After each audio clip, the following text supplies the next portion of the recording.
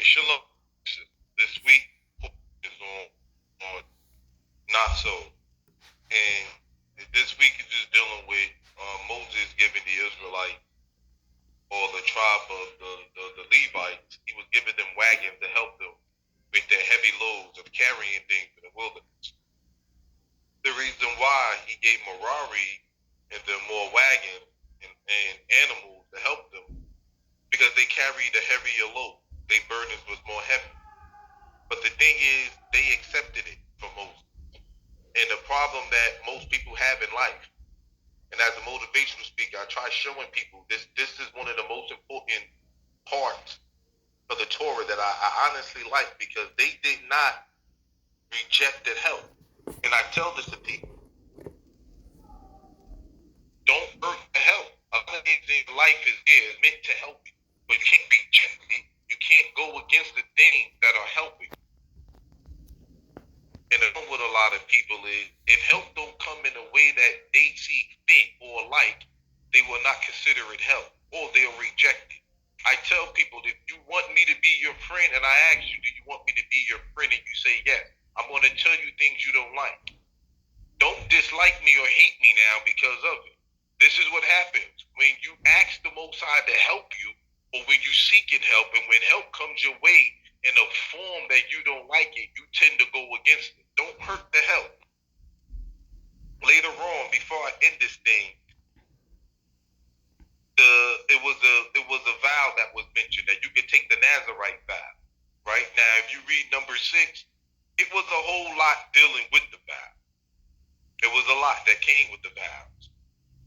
But the problem with most people is they'll like to say they're Nazarite. I know I met a lot of people who were Rastafarians who claim they Nazarites, but they'll go to funerals and don't want to cut their hair. The problem that I have with that is a problem that I have with a lot of people. When they look at the Nazarite vow, it looks good to say you're a Nazarite, but they forget to look at the things that comes with it. Most people would rather they'll say I want a wedding, but they don't consider the marriage. People want things just for the joy or for the goodness of it or how it makes them feel, but they're not ready to accept the other side that comes with it. You see, and this is why I tell people, don't make permanent decisions on temporary feelings. Because the way how you feel now, you won't feel that way later. That's what you call present bias, and a lot of people have that. The way you feel now, you will not feel that way later. This is why a lot of people, for New Year's, they have the New Year resolution, and it only lasts for 3 weeks. Because at the time, it felt good to commit to something until you realize what comes with that commitment. I had a female tell me one time, yeah, when you go jogging in the morning, call me. It was in the wintertime, right after New Year. I called her at 5 something in the morning and said, you ready? She said, nah, she changed her mind.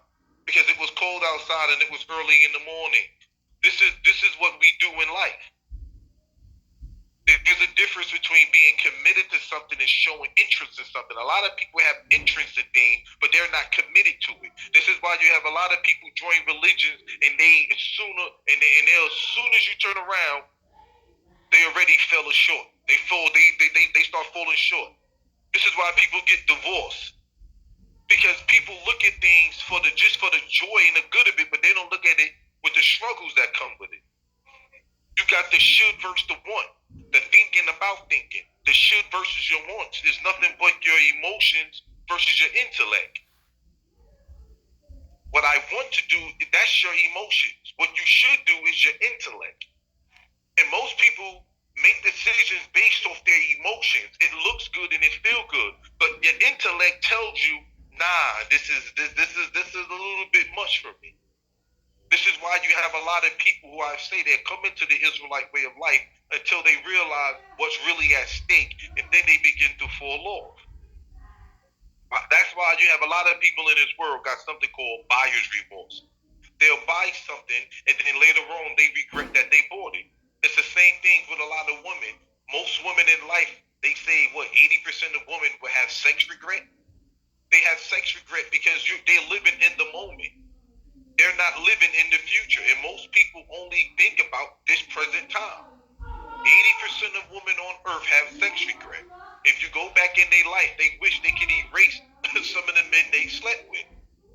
But this is the problem that most people have in life. When we look at the Nazarite vow, people would join it just because it says it, but they don't understand the problem that comes with it, nor the struggles that come with it.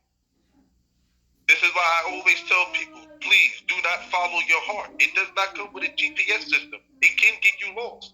Why you think you read in the Torah all through the prophets? It says that the heart is desperately wicked above all things. Do not trust it. Besides, why follow your heart? It's nothing but an organ that beats blood through your heart. Through your body. Why follow that? Your heart does not come with a GPS system. It will get you lost, and it has gotten a lot of people lost. Because one thing, and I always tell people this, people are bad at predicting their future emotions. The way they feel now, they will not feel that way 5 years from now. So with that, I say shalom.